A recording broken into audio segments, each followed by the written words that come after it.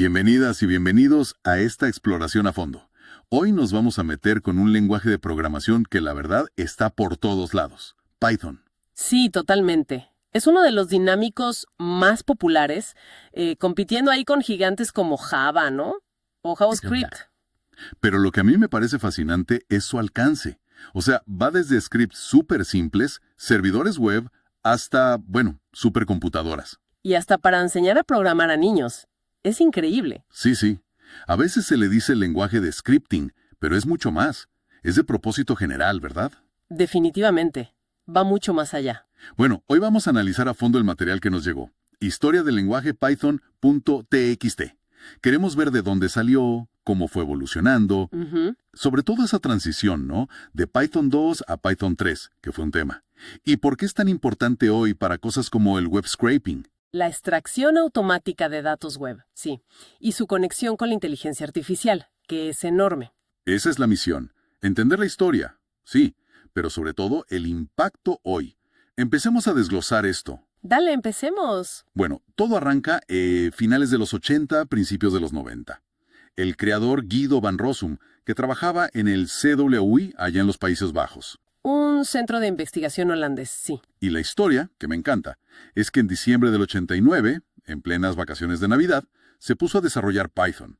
Como un hobby, ¿eh? Exacto, como un proyecto personal. Pero fíjate, no salió de la nada. Fue como una continuación, digamos, de otro lenguaje, ABC. Ah, claro, él había trabajado en ABC. Sí, había participado en su desarrollo. Y ABC ya tenía esa idea de ser fácil de usar, potente.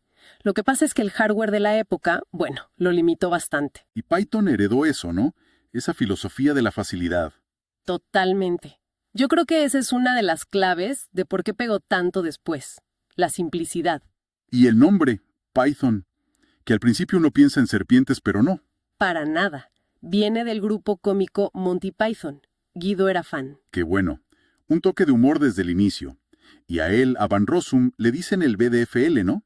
El benevolente dictador vitalicio. Sí, por su rol central durante tantos años guiando el lenguaje, aunque ya dio un paso al costado de ese rol específico. Originalmente, además, se desarrolló pensando en un sistema operativo llamado Amoeba. Mira vos. Bueno, la primera publicación, así pública, fue la versión 0.9.0, en febrero del 91. Y ya desde ahí tenía cosas clave. Clases con herencia, manejo de excepciones, funciones, los tipos básicos. Listas, diccionarios. Lo fundamental ya estaba, sí. Y un sistema de módulos inspirado en Modula 3. Que Van Rossum dijo que era como una de las unidades más importantes de programación, ¿no? El tema de los módulos. Exacto. Y el manejo de excepciones también era parecido a Modula 3. La cosa creció rápido, porque para el 94 ya estaba comp.lang.python. El foro principal de discusión.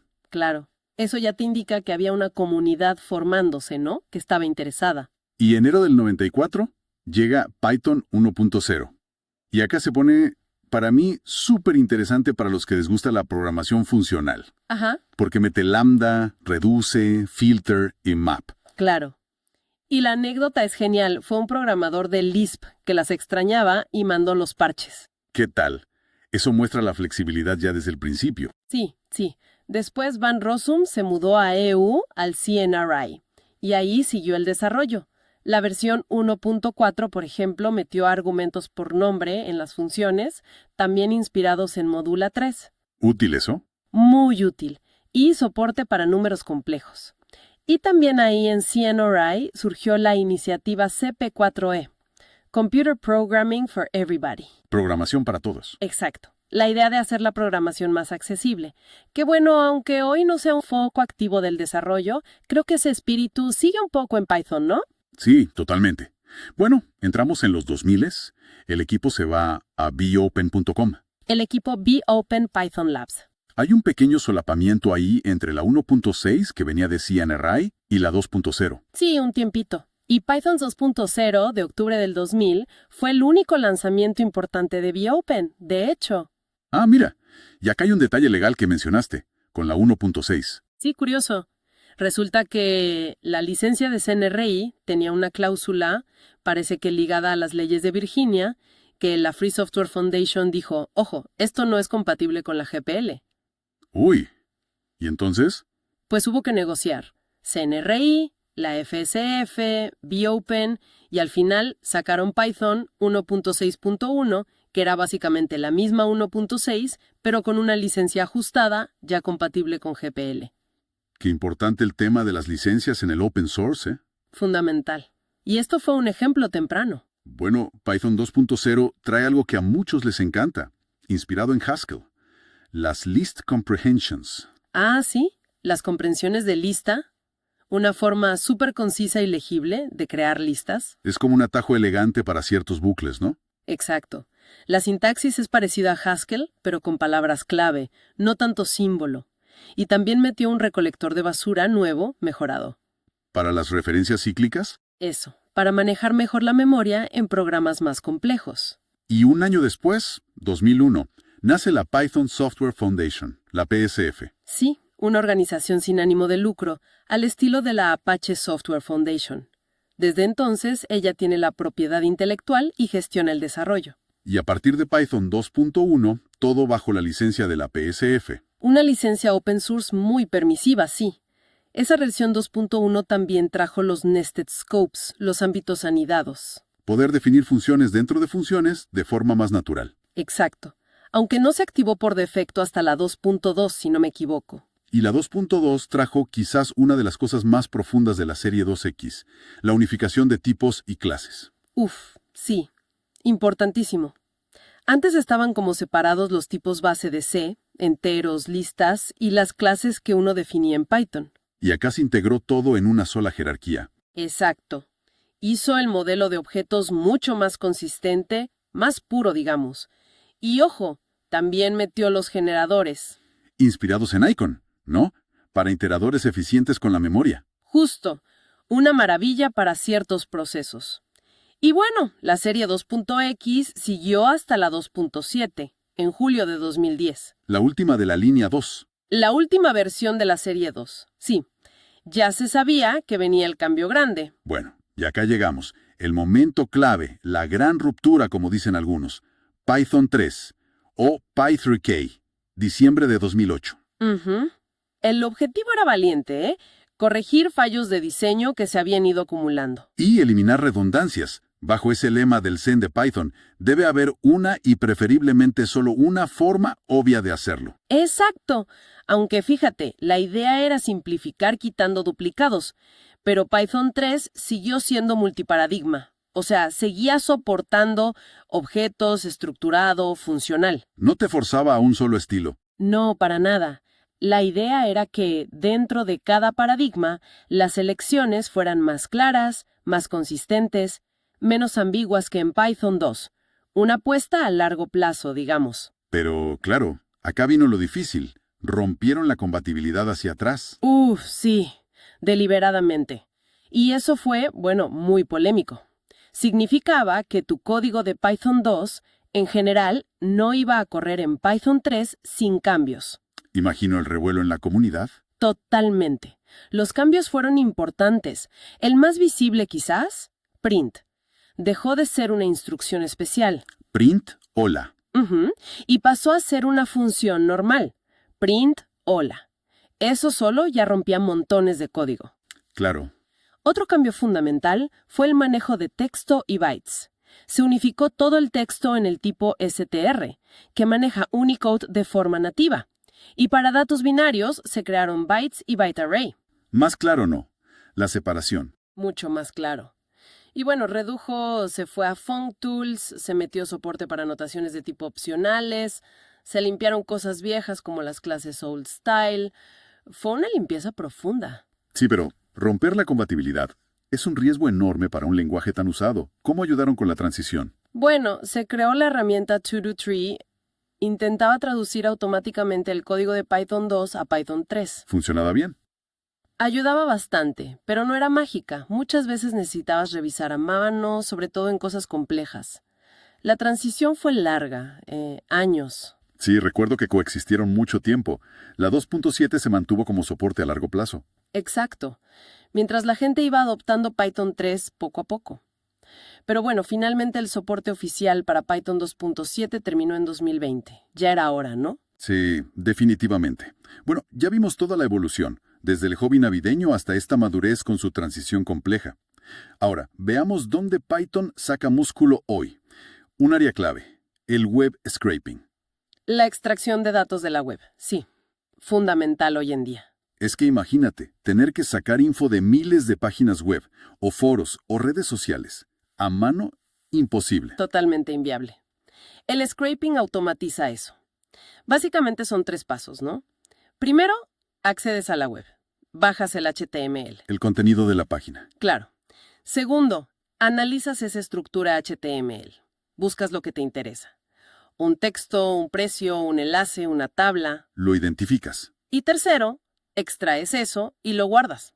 En un archivo, una base de datos, donde sea útil. ¿Y los usos?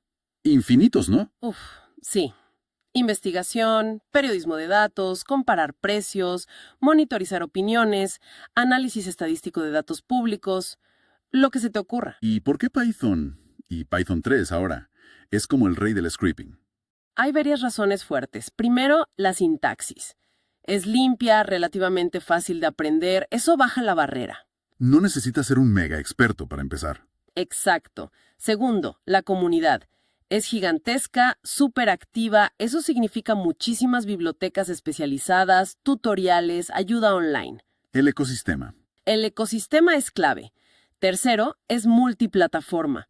Corre en Windows, Mac, Linux, en máquinas viejas, nuevas. Muy versátil. Y eso conecta con la versatilidad general. No solo extraes los datos, sino que con Python mismo los limpias, los analizas, los visualizas. Todo en uno, una navaja suiza. Esa compatibilidad que mencionas es impresionante. Funciona en Windows viejitos como el 7, hasta los últimos en 32 y 64 bits. Sí, eso es genial para hardware más antiguo.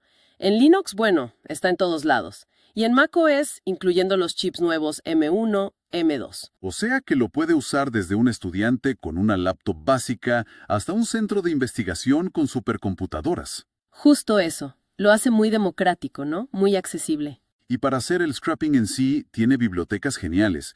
El material menciona varias clave. Requests. Fundamental para bajar el contenido web. Simplifica mucho las peticiones HTTP. Beautiful Soup. Una maravilla. Para navegar el HTML, incluso si está medio roto, sacas la info de forma muy intuitiva. XML. Otra para analizar HTML, XML, súper rápida, muy eficiente. Selenium. Esta es para las páginas más modernas, ¿no? Con mucho JavaScript. Exacto. Cuando la página carga cosas dinámicamente, necesitas algo que controle un navegador de verdad. Selenium hace eso. ¿Y Scrappy? Que es más como un framework completo. Sí, Scrappy es para proyectos de scraping más grandes, más serios. Te da toda una estructura para construir arañas web robustas. Y Pandas, aunque no es de scraping puro, es casi indispensable después, ¿no? Para organizar los datos. Totalmente. Para manejar los datos extraídos, limpiarlos, analizarlos. Pandas es el estándar de facto en ciencia de datos con Python. Y casi todo esto gratis y open source. Impresionante el arsenal. Pero ojo, no es solo tirar código y ya, ¿verdad? Hay una parte de responsabilidad. Absolutamente crucial. No es el lejano oeste. Hay que tener ética y cuidado. Primero, el robots.txt. El archivo donde el sitio dice qué prefiere que no rastreen. Hay que mirarlo y en general respetarlo. Es buena práctica. Segundo, no bombardear el servidor. Hacer peticiones con calma, ¿no? Poner pausas. Claro, para no sobrecargarlo ni parecer un ataque. Tercero, los términos de servicio del sitio. Muchos prohíben explícitamente el scraping. Hay que leerlos. Y por último, y muy importante, ¿qué haces con los datos? Usarlos de forma ética y legal. Y justo sobre eso, el material da el ejemplo del marco legal en Uruguay. Menciona un par de leyes. Sí, la ley de ciberdelitos, la número 20327, que sanciona cosas como el acceso indebido, interceptar datos, fraude informático. Y la Ley de Protección de Datos Personales, la 18331. Que es clave. Habla de los derechos sobre tus datos, cómo se deben recolectar, con consentimiento, seguridad, y hasta menciona una unidad de cibercrimen. O sea que más allá de la ética hay leyes concretas. Y varían por país, claro. Exacto. Hay que tenerlo presente, sobre todo si haces scraping a gran escala o con datos que puedan ser personales o sensibles. Bien. Pero Python no se queda solo en sacar datos de la web. Hoy es como el lenguaje central de la inteligencia artificial y el machine learning. Totalmente. Es impresionante cómo domina ese campo. Muchas de las IAs que usamos todos los días, por debajo, tienen Python. ¿Qué bibliotecas son las estrellas ahí? Bueno, las dos grandes para redes neuronales profundas son TensorFlow de Google y PyTorch de Meta. Son los pilares. Para Deep Learning. Exacto. Luego, para Machine Learning más clásico, Scikit-learn es el referente. Tiene de todo: clasificación, regresión, clustering. Muy fácil de usar. ¿Y para imágenes o texto? Para visión por computadora, OpenCV, con sus conectores para Python, es fundamental. Y para procesamiento del lenguaje natural, PLN, la biblioteca Transformers de Hugging Face revolucionó todo. Da acceso a modelos de lenguaje enormes, ¿no? Potentísimos. Preentrenados, con estas herramientas puedes hacer sistemas que reconocen imágenes, entienden y generan texto, hacen recomendaciones, lo que quieras casi. O sea que aprender Python te abre puertas no solo para automatizar o sacar datos, sino para meterte de lleno a construir la inteligencia del futuro. Exactamente. Es un camino muy directo a esas tecnologías de vanguardia. Bueno, hagamos un pequeño resumen. Viajamos desde ese hobby de Guido van Rossum, buscando simpleza, con el toque de Monty Python, Sí. hasta verlo hoy como esta herramienta global, súper versátil, súper potente. Vimos esta transición del 2 al 3, que fue dura sí, pero estratégica, ¿no? Para mantener la coherencia a largo plazo. Yo creo que eso es lo que queda, ¿no? La adaptabilidad impresionante de Python. La sintaxis clara ayuda a empezar, pero es el ecosistema, esa cantidad enorme de bibliotecas de altísima calidad, muchas open source, lo que le da la fuerza bruta. Cubre desde el scrapping web que hablamos. Hasta la punta de lanza de la IA. Y el hecho de que corra en casi cualquier máquina lo hace súper democrático. Ahora, claro, Con gran poder, viene gran responsabilidad. Jaja. Hay que usarlo bien, con ética, respetando las normas, las leyes, como vimos con el ejemplo de Uruguay. No es solo código. totalmente de acuerdo. Y para dejar picando una idea, si Python nació para simplificar y terminó potenciando algo tan complejo como la IA, ¿qué será lo próximo? ¿Cómo podemos hacer la computación avanzada aún más accesible? Buena pregunta. O volviendo al scrapping, ¿cómo van a cambiar las reglas, la ética, las leyes, ahora que las propias IAs pueden empezar a navegar y extraer datos de forma mucho más autónoma? ¿Quién es responsable ahí? Uf, da para pensar, ¿eh? Sin duda son preguntas abiertas para seguir explorando.